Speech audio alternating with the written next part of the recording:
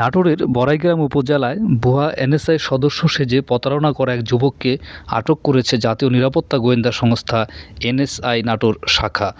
গোপন তথ্যের ভিত্তিতে সোমবার ৩ ফেব্রুয়ারি দুপুর ১টার দিকে বড়াইগ্রামের চান্দাই ইউনিয়নের দিয়ার গারফা গ্রামে অভিযান চালিয়ে প্রতারক জাহিদ হাসান রনিকে আটক করা হয়। রনি একই এলাকার মোহাম্মদ ফারুক হোসেনের ছেলে। রনির কাছ থেকে এনএসআই লেখা সম্বলিত একটি জ্যাকেট, 4টি সিম কার্ড, 2টি মোবাইল ফোন, একটি পাওয়ার ব্যাংক, একটি ডাচবাংলা ব্যাংকের এটিএম কার্ড এবং একটি ভুয়া এনএসআই পরিচয়পত্র উদ্ধার করা হয়েছে। স্থানীয়দের অভিযোগ, রনি দীর্ঘদিন ধরে এনএসআইয়ের সদস্য পরিচয় দিয়ে সাধারণ মানুষ ও বিভিন্ন প্রতিষ্ঠানের সঙ্গে প্রতারণা করছিলেন। বড়াইগ্রাম থানার ওসি মোহাম্মদ সিরাজুল ইসলাম জানান, এনএসআই তথ্যের ভিত্তিতে অভিযুক্ত ব্যক্তিকে আটক করা হয়েছে। বর্তমানে এ বিষয়ে আইনগত প্রক্রিয়া চলমান রয়েছে। এর আগে এনএসআই নাটোর শাখার তথ্যের ভিত্তিতে নাটোর শহরের বলারীপাড়া অবৈধ মৎস্য কারখানায় অভিযান চালিয়ে প্রায় 2 কোটি টাকার মালামাল সিলগালা করে নাটোর জেলা প্রশাসন।